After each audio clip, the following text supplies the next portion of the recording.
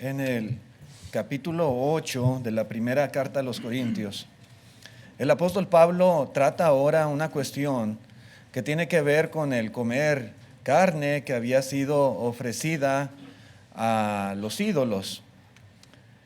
En aquel tiempo, hermanos, en las ciudades griegas abundaba el paganismo. La gente era sumamente idólatra. Y una práctica muy común era ofrecer a sus dioses un animal en sacrificio, como una cabra, un cerdo, un buey, etc. Hacían rituales en los cuales ellos sacrificaban el animal y pedían el favor de sus dioses. Por lo general quemaban sobre el altar la grasa, las vísceras del animal, y la carne pues servía para el consumo humano.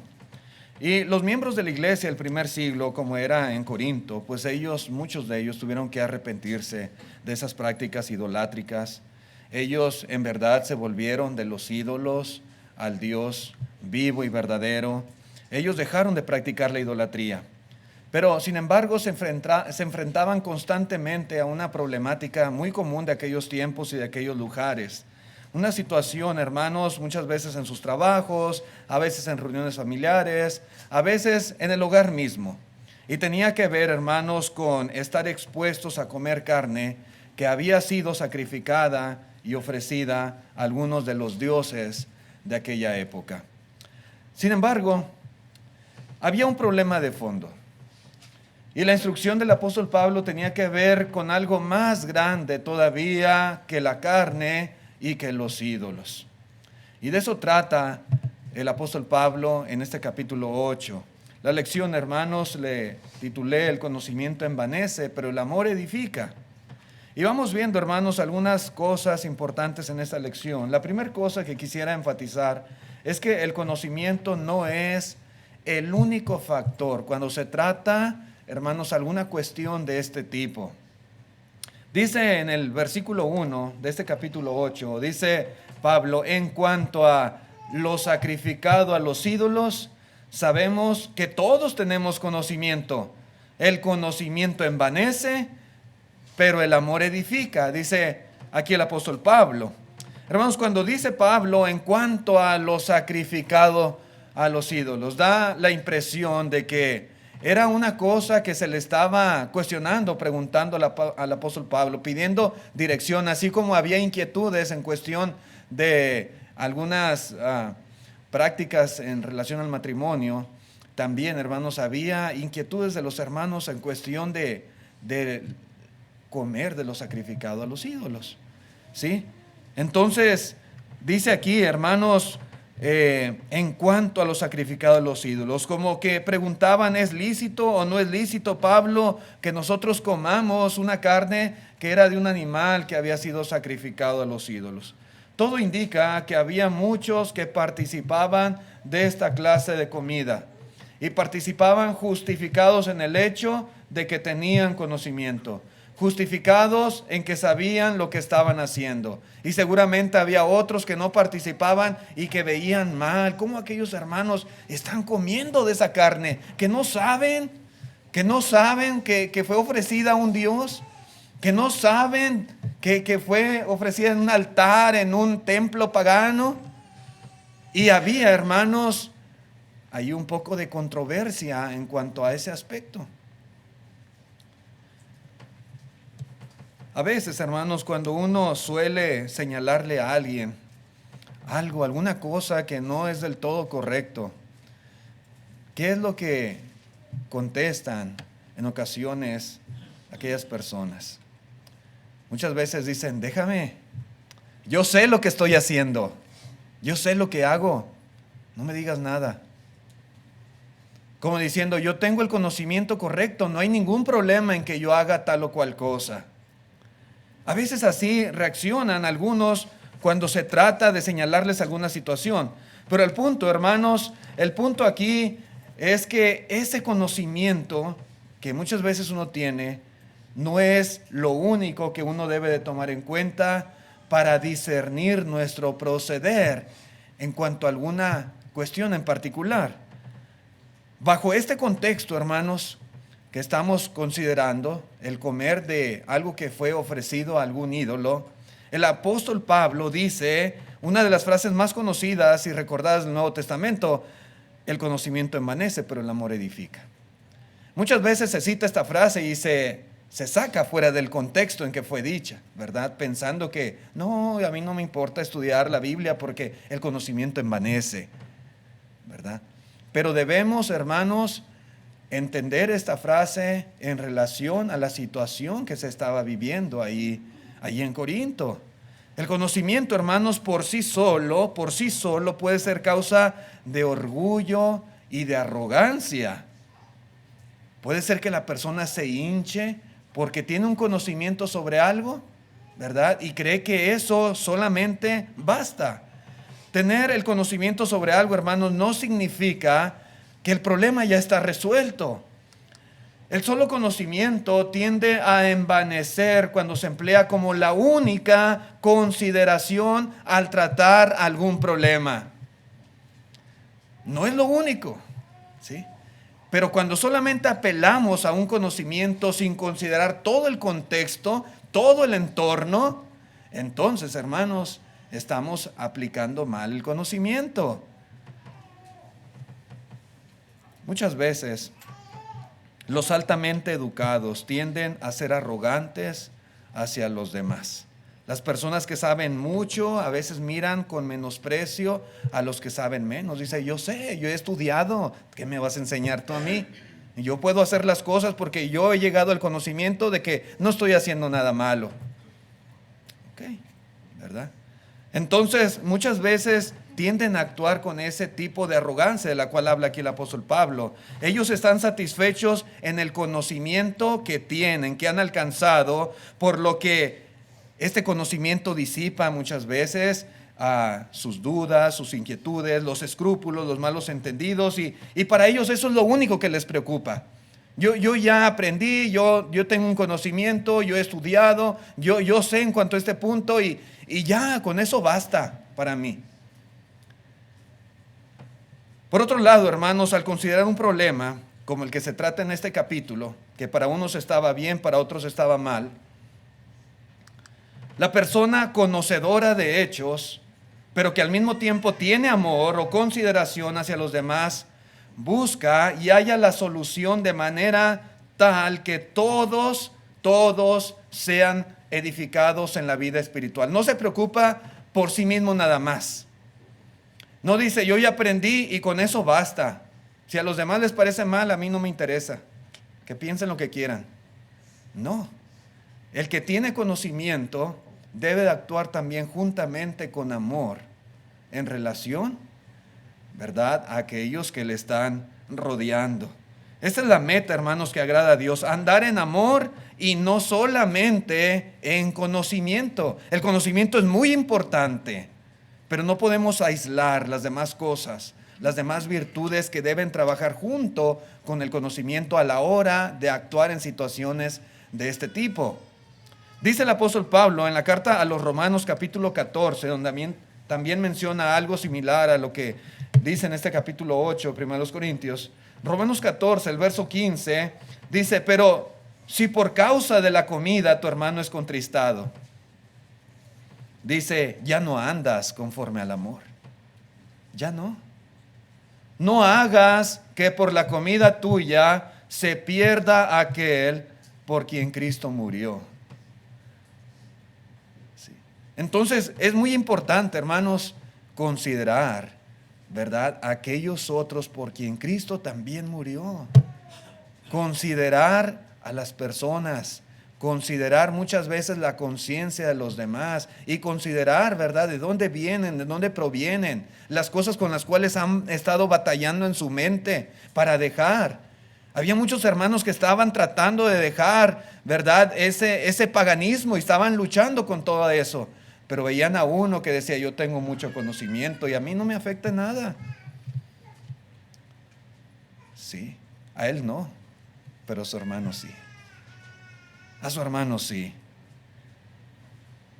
En la primera de los Corintios capítulo 13, versículo 2, Primera los Corintios 13:2, dice el apóstol Pablo: y si tuviese profecía y entendiese todos los misterios y toda ciencia, un conocimiento bien grandísimo.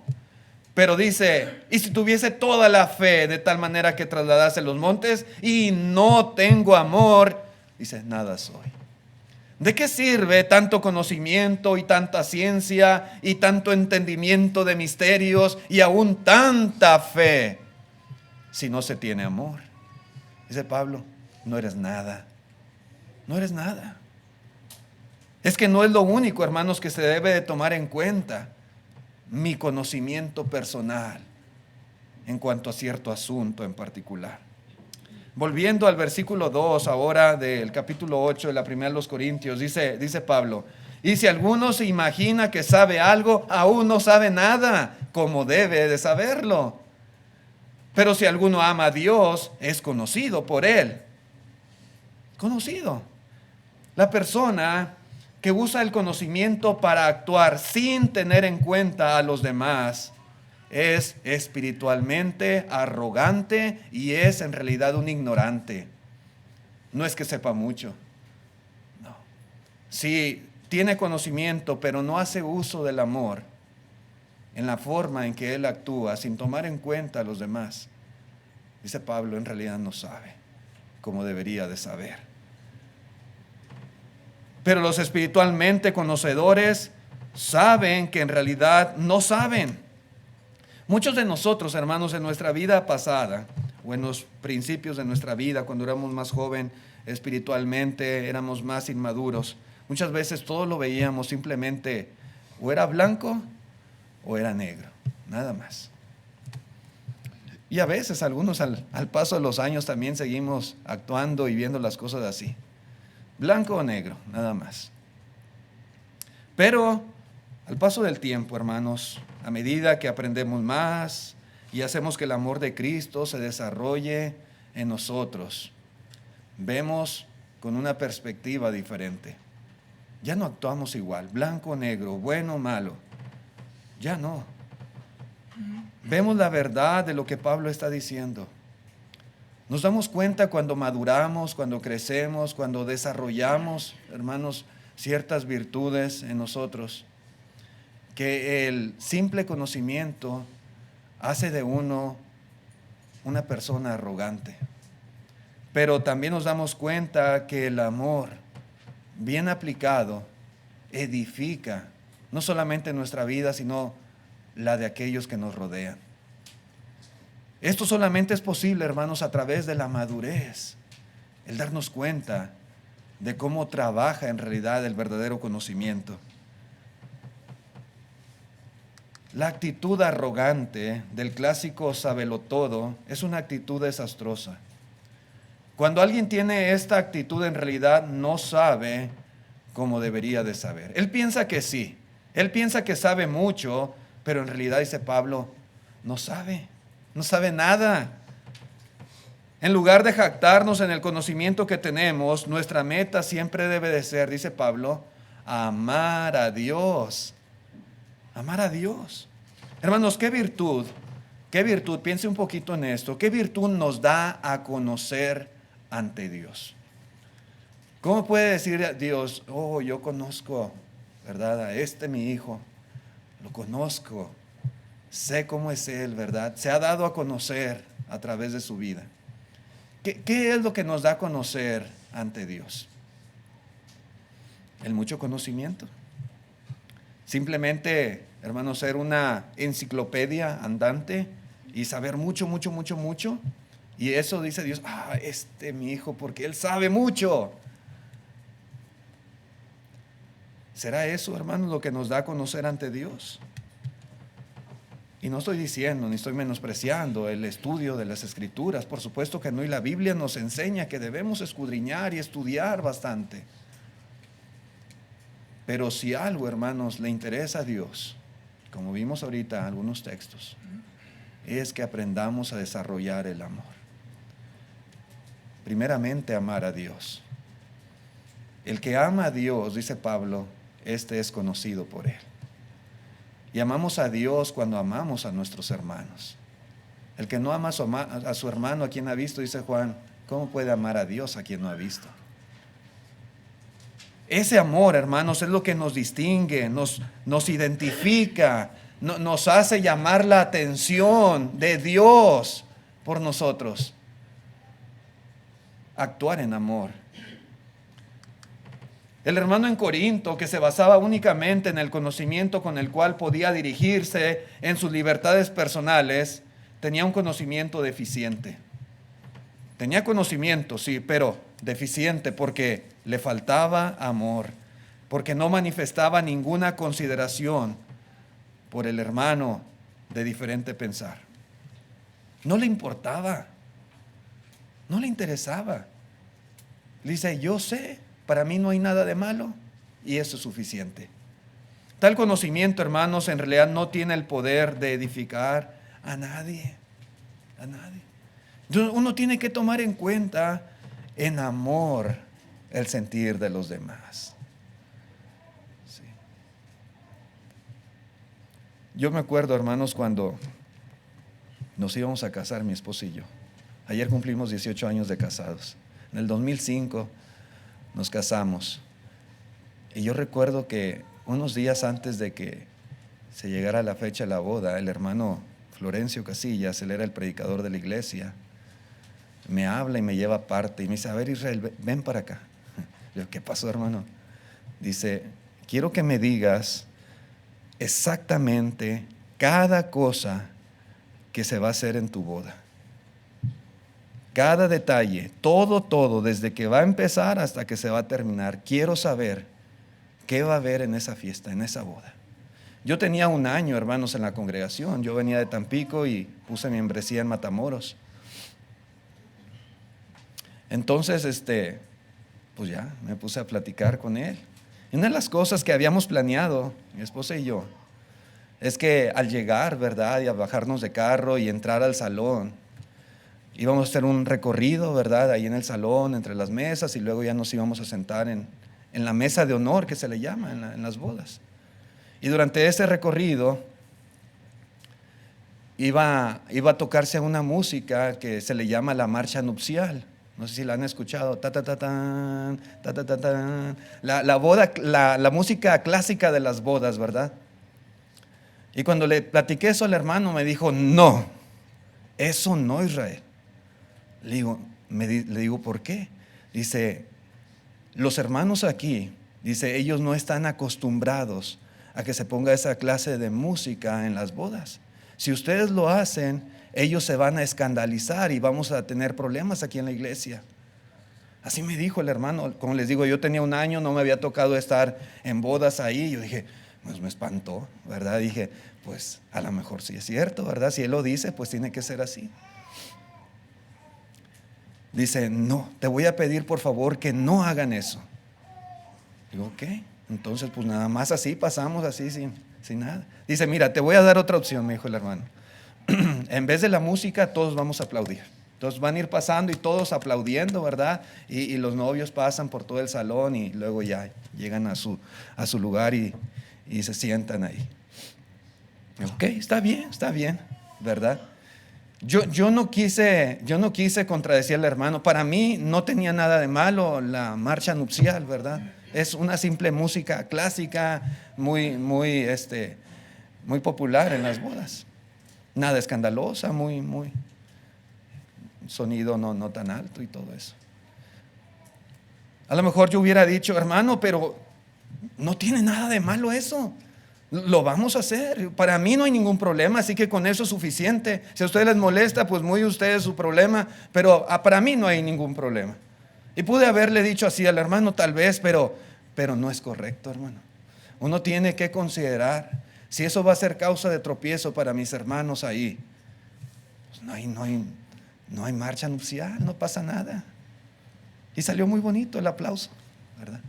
Mi punto es, hermanos, que el conocimiento no es el único factor que muchas veces uno toma en cuenta a la hora de discernir cómo hacer algo o cómo proceder ante cierta situación. Otra cosa que me gustaría considerar en esta lección es lo que vemos aquí, la raíz del problema que está mencionando el apóstol Pablo. Dice el versículo 4 en la primera de los Corintios 8. Dice Pablo: acerca pues de las viandas que se sacrifican a los ídolos, sabemos que un ídolo nada es en el mundo y que no hay más que un Dios. ¿Sí? Dice él, sabemos que un ídolo nada es en el mundo. No es nada. Es un simple mono que alguien hizo, una escultura que no tiene ningún poder. Es obra de las manos del hombre. No es nada en particular. Aquí vemos, hermanos, cuál era el argumento exacto que algunos corintios estaban haciendo. ¿Cuál era, hermanos, su justificación para comer de la carne sacrificada a los ídolos? Ellos decían saber que un ídolo no es nada y que no hay más que un solo Dios verdadero. Y yo me pregunto, ¿está mal tener este conocimiento? ¿Acaso ellos están discerniendo mal esta cuestión de lo que es un ídolo y que solamente hay un Dios? No, por supuesto que no. Y Pablo está de acuerdo con ellos. Sabemos, dice él, y él se incluye, al igual que los que tenían este conocimiento. Sabemos, ¿sí? Un ídolo no es nada. Dice en el verso 5. Pues aunque haya algunos que se llaman dioses, dice Pablo, sea en el cielo o en la tierra, como hay muchos dioses y muchos señores.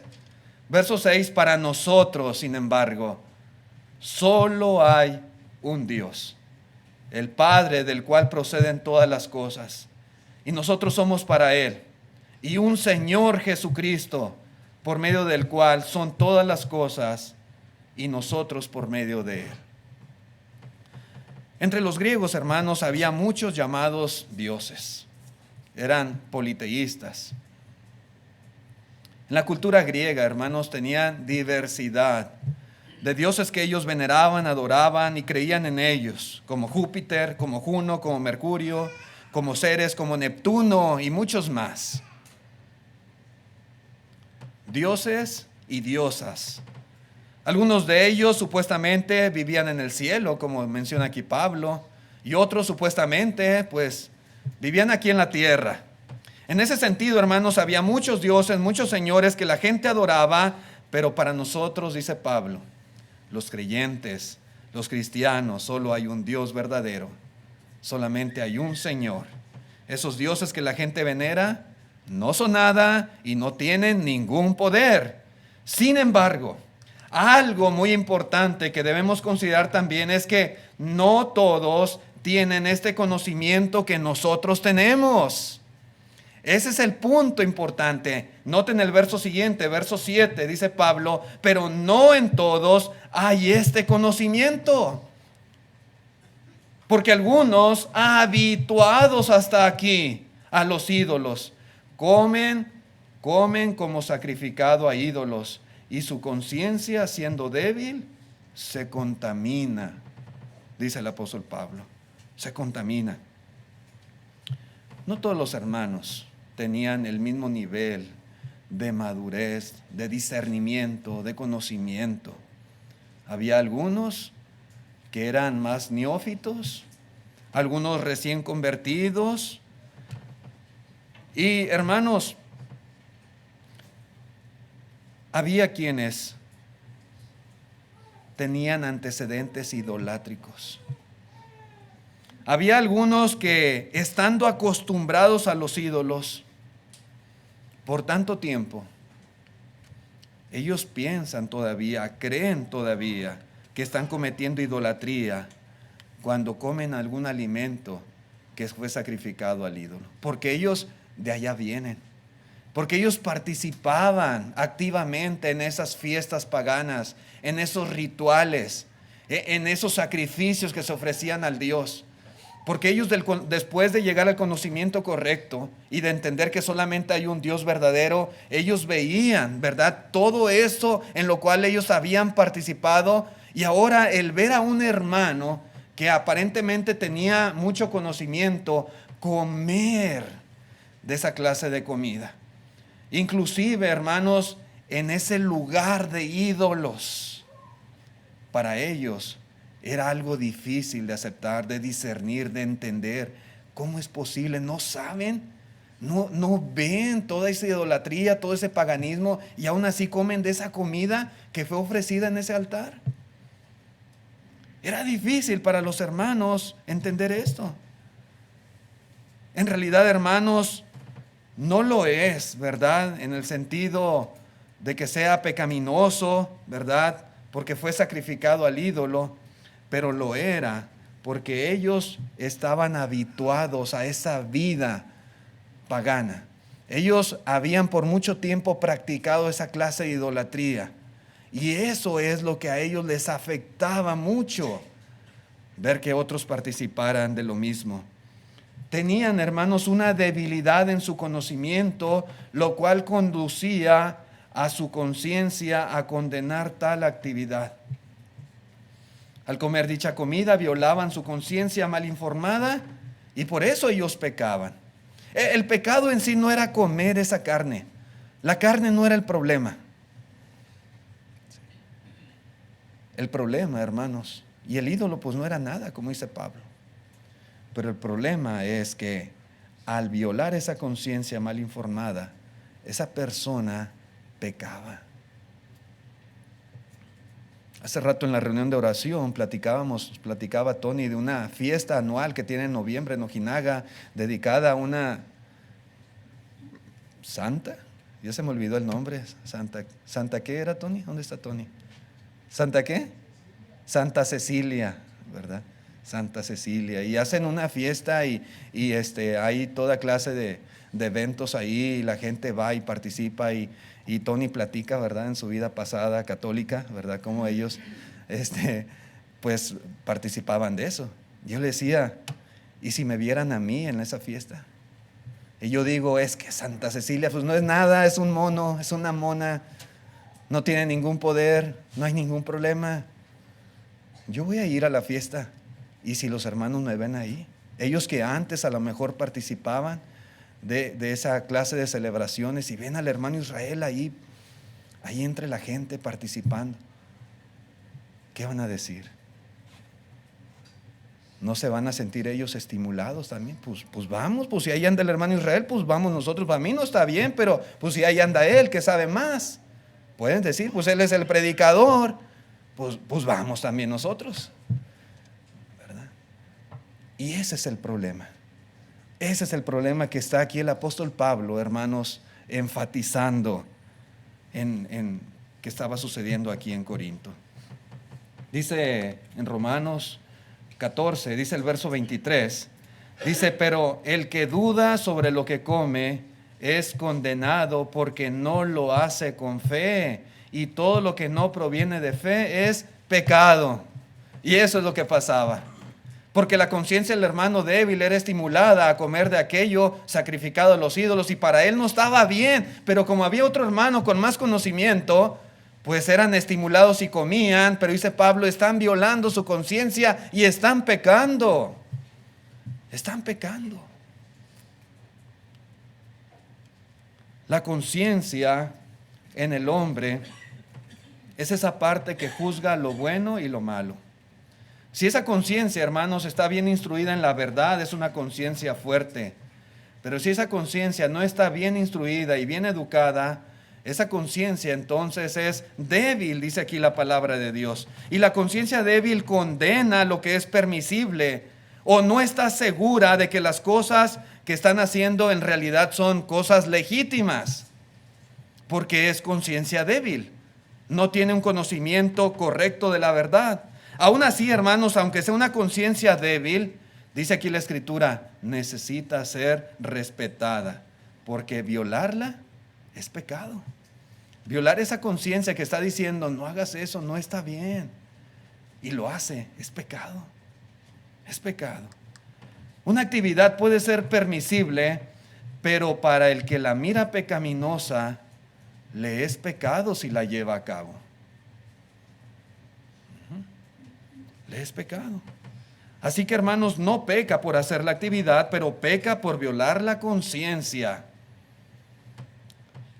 que equivocadamente le dice que no debe de hacer tal cosa. Entonces, muy importante, hermanos, ¿verdad? Esta cuestión. Necesitamos, y esta es la raíz precisamente del problema, considerar a los hermanos cuya conciencia también es débil, que a lo mejor no son maduros en cuanto a cierta situación. No estamos hablando que simplemente hay hermanos que no les gusta algo, y no, porque no me gusta, no lo debes de hacer. Estamos hablando de aquellos que su conciencia les lleva a cometer pecado, ¿verdad? Hermanos que a lo mejor en su vida pasada se dedicaban a cierto tipo de práctica que pues ahora han entendido que no es correcto, pero en el conocimiento de Cristo Jesús, hermanos, a veces uno alcanza cierta madurez, que ya ciertas cosas, ¿verdad?, no le afectan. Yo por ejemplo, una situación que veo a veces, la cuestión de la llamada Navidad. En este país se ve como algo cultural, como una fiesta nacional. En otros países, como en México, se ve como algo religioso. A veces hay hermanos que nacieron aquí, crecieron aquí, en la cultura de los Estados Unidos, y dicen, para mí no tiene nada de malo. ¿Sí? Y entonces ponen en su casa decoraciones navideñas, ponen el pino, hacen la cena de Navidad, toman fotografías y las suben a las redes sociales. Y todo el mundo las ve. Y a veces sabiendo, ¿verdad?, teniendo plena conciencia de que hay hermanos que ellos que vienen del catolicismo y vienen a lo mejor de la cultura mexicana y vienen de otras partes y ven esto, dicen, ¿cómo es posible? ¿Cómo es posible que ellos participen de esto? Pero bueno, pues si los hermanos de Odessa ponen pinito, pues yo también voy a poner. No creo que esté muy bien, pero pues lo voy a hacer. Y estamos siendo tropiezo para otros. Cosas por el estilo, hermanos, es lo que dice el apóstol Pablo. Tomemos en cuenta la conciencia débil del hermano. Porque, ¿qué es lo que pasa? Viene el punto, ¿verdad?, donde la fe de aquel es destruida. Dice el versículo 8 de 1 Corintios 8, dice Pablo, si bien la vianda no nos hace más aceptos ante Dios, fíjense bien, no nos hace más aceptos ante Dios, pues ni porque comamos seremos más, ni porque no comamos seremos menos, pero mirad que esta libertad vuestra no venga a ser tropezadero para los débiles. Sí. Sabemos que comida es comida. A lo mejor para los judíos también, ellos les era muy difícil, por ejemplo, comerse un asado de puerco. Porque para los judíos el puerco era el animal más inmundo. Y bajo la ley de Moisés estaba prohibido comer carne de cerdo. ¿Sí?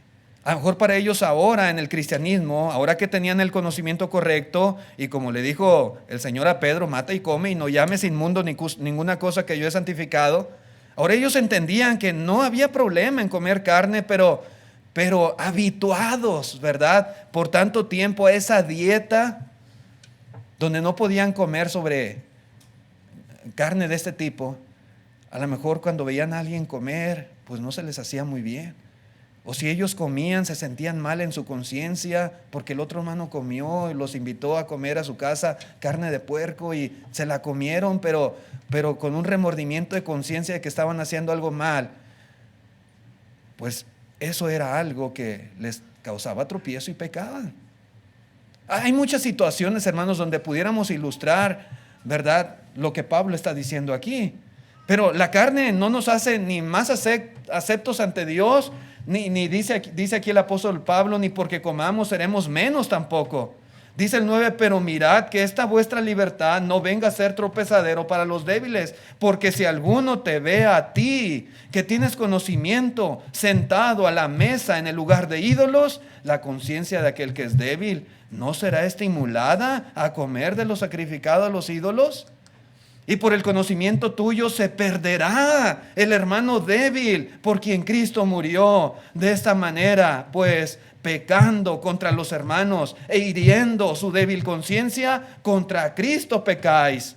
Por lo cual, si la comida le es a mi hermano ocasión de caer, dice Pablo, no comeré carne jamás para no poner tropiezo a mi hermano.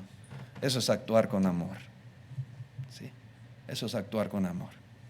Muchas veces, hermanos, la carne de los animales que había sido sacrificada a los ídolos y bendecida por sus sacerdotes, era preparada y era comida en los templos mismos. Algunos historiadores dicen que en los mismos templos, ¿verdad? Se vendía esta comida y eran como los restaurantes de hoy en día, aquellos templos. Y mucha carne también era vendida en los mercados. Así que si alguien iba al mercado, muy probablemente compraba carne que había sido sacrificada a un ídolo. Nosotros vamos a la H-E-B o vamos a cualquier tienda a comprar la carne y sabemos pues que viene del rastro. Pero ellos, hermanos, mucha de esa carne venía de esos rituales paganos. La llevaban a su casa, la preparaban, pero algunos decían, ¿cómo se pueden comer esa carne? Algunos comentaristas, como les digo, pues hablan de esos lugares como los restaurantes. Y la comida, hermanos, por sí misma no era cosa de gran importancia ante Dios. No es el punto. A Dios ni nos hace más ni nos hace menos comer cierta comida. Pero donde sí hay, hermanos, mucho que perder, es en hacer tropezar a un cristiano débil.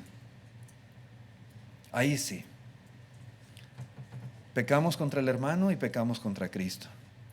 Y hacemos que el hermano por quien murió Cristo, al violar su conciencia, se pierda, dice Pablo.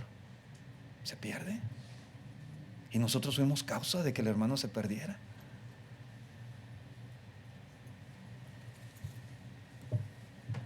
Aunque un ídolo, hermanos, no es nada, y aunque la carne es simplemente comida, que no nos afecta nuestra relación con Dios, algo muy importante, hermanos, es que se convierte en malo participar de ese alimento, que como digo, no tiene nada de malo, pero se convierte en malo si al participar hacemos tropezar a los hermanos débiles. Sentarse a la mesa en un lugar de ídolos es condenable por el efecto, ¿sí? Por el efecto que puede tener sobre los demás. Eso es lo que aquí se condena. Repito, los hermanos dicen, no es nada, no es nada. Es comida simplemente, es carne, es un guisado, es un asadito de puerco, no tiene nada de malo. Sí, que fue ofrecido al ídolo, pero el ídolo no es nada, es un mono ahí parado, no es ningún problema. Pero un hermano con conciencia débil te ve en un lugar de ídolos, comiendo carne sacrificada al ídolo, y dice, vas a ser tropezadero para él. Él se va a ver estimulado a hacer lo mismo que tú. Él va a violar su conciencia, va a pecar, se va a perder, y tú vas a pecar contra Cristo por ser tropiezo para tu hermano. Entonces, hermanos, por eso digo, ¿verdad? Y por eso Pablo aquí enfatiza esta cuestión. No es solamente el conocimiento, tenemos que aprender a amar a nuestros hermanos y buscar lo mejor para ellos, sobre todo espiritualmente hablando, lo que tenga que ver con la salvación de ellos. ¿Sí? El hermano que es débil, cuando participa de alimentos que fueron sacrificados a los ídolos, pues él está pecando. Él está pecando porque él está violando lo que su conciencia le está diciendo que no es bueno. Usted recuerda, hermanos, por ejemplo, a los 3 amigos de Daniel, a los cuales llamaron Sadrach, Mesach y Abednego. Cuando el rey Nabucodonosor mandó a construir una imagen de él, muy grande, una imagen de oro. Y se dio el edicto, ¿verdad?, a todo el pueblo de Babilonia, que tenían que inclinarse ante aquella imagen. Cuando se tocaron aquellas trompetas, aquellos instrumentos, toda la gente se inclinó ante la imagen, excepto 3 muchachos, estos 3 jóvenes. ¿Por qué no se inclinaron ante la imagen? Si era la imagen del rey, era el rey. Ni siquiera digamos era un dios, era Baal o qué, era el rey. Él hizo una estatua de él y dijo, todos se van a inclinar ante mi imagen. ¿Por qué no lo hicieron? ¿No sabían acaso que es un mono nada más? Ahí, una estatua, aunque es de oro, pero no tiene nada, no tiene ningún poder. ¿No sabían eso estos muchachos? Pudieron haber dicho, pues no hay nada de malo, no pasa nada, pues nos quieren echar al horno de fuego, mejor nos inclinamos. Al cabo sabemos que es un mono cualquiera. No nos afecta ni para bien ni para mal. Pudieron haber dicho así, de esa manera. Pero si lo hubieran hecho, hermanos, ¿qué hubieran pensado los demás? ¿Qué hubiera pensado el mismo Nabucodonosor? ¿Cómo hubiera afectado, verdad, la imagen de ellos ante los demás? ¿Hubieran pensado que eso es correcto? Sí. Que ellos pues también participan de esta clase de idolatría o de este tipo de culto. Pero no lo hicieron, hermanos, no lo hicieron. Esto es algo muy importante. Ellos pudieron haber dicho, es tan solo una estatua, nosotros sabemos que no es nada, que no tiene ningún poder, pero no lo hicieron así.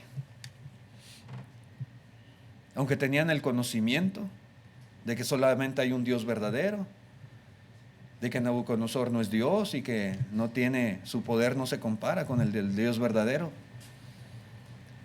no lo hicieron. Si ellos se inclinaban, hubieran pensado toda la demás gente que ellos estaban adorando un ídolo. Hermanos, no podemos hacer cosas que nuestra mente estamos pensando que están bien, pero al mismo tiempo las personas que las vean piensen que estamos haciendo algo mal y por lo tanto que ellos pequen. No podemos hacer esto. La fe, hermanos, debe de ir de la mano de la conciencia de los demás. Debemos amar la fe y la conciencia de los demás para que no seamos causa de tropiezo para otras personas. Esto es algo muy, muy importante. Dice en Mateo 18, versículo 5, hermanos. Mateo 18, 5, dice, y cualquiera que reciba en mi nombre a un niño como este, a mí me recibe. Y cualquiera que haga tropezar a alguno de estos pequeños que creen en mí, mejor le fuera que se colgase al cuello una piedra de molino de asno y que se le hundiese en el profundo del mar. Ay del mundo por los tropiezos, porque es necesario que vengan tropiezos, pero ay de aquel hombre, porque vienen los tropiezos. El Señor Jesucristo habló de esto mismo. Sí. Ay de aquellos que hacen tropezar, dice Cristo, a uno de estos mis hermanos más pequeños. Hermanos, la fe y las obras siempre van de la mano. Jamás hagamos cosas buenas que a los ojos del mundo son malas. Por mucho que uno diga, es que yo sé que no tiene nada de malo. Sí, pero la gente lo ve como malo. Si usted tiene el conocimiento y dice, voy a hacer esto, no sea tropiezo para otros. No sea tropiezo. Si alguien, a lo mejor los hermanos allí en Corinto decían, es que un ídolo no es nada y carne es carne, comida es comida. Está bien. Cómaselo allá en su casa donde nadie lo vea. Tienes este conocimiento, está bien, eres maduro espiritualmente, está bien. Pero no lo hagas en un lugar de ídolos donde estás expuesto a que todo el mundo te mire y hagas tropezar a otros más débiles. Eso es lo que debían de considerar. Necesitaban tener más amor por sus hermanos y no ser causa de tropiezo para ellos. Cosas, hermanos, que en nuestro conocimiento personal no son malas, pero a los ojos de los demás sí son pecaminosas, no debemos de hacerlo. Lo que nosotros creemos es lo que debemos siempre mostrar a las personas. Si nosotros amamos a nuestros hermanos, a nuestros semejantes, no hagamos nada que pueda ser causa de que ellos se debiliten, se desanimen, de que ellos tropiecen y pequen y se pierdan. Jamás, hermanos, actuemos de esa manera.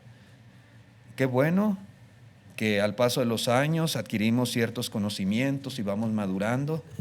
Excelente. Y entre más conocimiento tengamos, mucho mejor.